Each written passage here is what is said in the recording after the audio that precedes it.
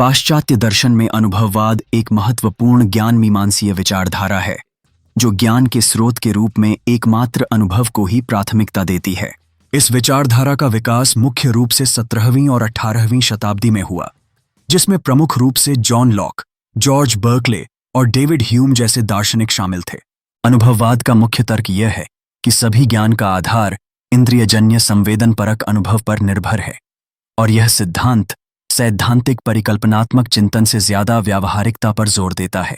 अनुभववाद एक दार्शनिक सिद्धांत है जो मानता है कि सारा ज्ञान इंद्रिय अनुभव से प्राप्त होता है, न कि जन्मजात विचारों या तर्क से। इस दर्शन के अनुसार हमारा मन जन्म के समय एक खाली स्लेट, कोरी तख्ती की तरह होता है और अनुभव के माध्यम से ही ज्ञान का निर्माण होता है। अनुभववादी वैज्ञानिक पद्धति और अवलोकनों पर जोर देते हैं और ऐसे दावों को अस्वीकार करते हैं जिनका अनुभवजन्य परीक्षण नहीं किया जा सकता। अनुभववाद के अनुसार ज्ञान का एकमात्र स्रोत संवेदी अनुभव जैसे देखना, सुनना, छूना, सूंघना, स्वाद लेना और अवलोकन है। अनुभववादी जन्मजात ज्ञान का खंडन करते हुए कहते हैं कि मनुष्य के मन में ज्ञान जन्म से नहीं होता बल्कि अनुभव से अर्जित किया जाता है। यह अनुभववादी सिद्धांत वैज्ञानिक पद्धति का मार्गदर्शन करता है जहां प्रयोग, अवलोकन, साक्ष्य और सत्यापन के माध्यम से ज्ञान प्राप्त किया जाता है। अनुभवजन्य साक्ष्य।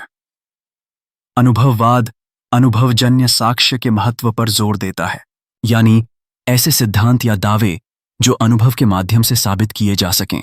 आधुनिक पाश्चात्य दर्शन में जॉन लॉक ने अनुभववाद को एक नई दिशा दी, यह कहते हुए कि मनुष्य का मन एक सफेद कागज या एक कोरे कागज की तरह होता है जिस पर इंद्रियजन्य अनुभव के द्वारा विचार और ज्ञान लिखे जाते हैं।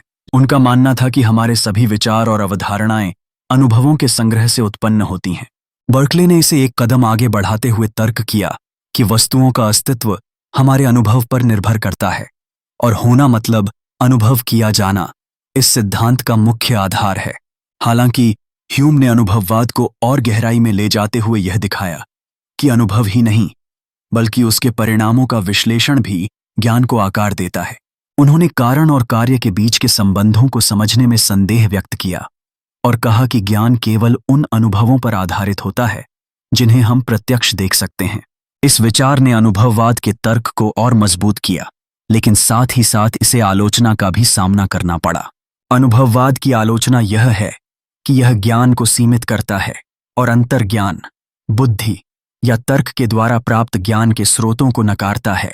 दार्शनिक इमैनुएल कांत ने इस सिद्धांत को चुनौती दी, यह तर्क करते हुए कि अनुभव ज्ञान प्राप्ति के केवल एक हिस्से के रूप में कार्य करता है, जबकि अन्य तत्व जैसे दिक्, काल और औचित्य हमारे ज्ञान को विस्तारित करते हैं। कांट के अनुसार हमारे ज्ञान का स्रोत केवल अनुभव नहीं बल्कि समझ और विवेक भी है। पाश्चात्य दर्शन में अनुभववाद ने ज्ञान के प्रयोगमूलक और दार्शनिक चिंतन के विकास में महत्वपूर्ण भूमिका निभाई है, लेकिन इसके साथ साथ यह अन्य विचारधाराओं के साथ भी संवाद स्थापित करता है। इस प्रकार अनुभववाद आज भी एक ज्वलंत विचारधारा है जो न केवल अपने समय में बल्कि आधुनिक दार्शनिक बहसों में भी सक्रिय रूप से उपस्थित है।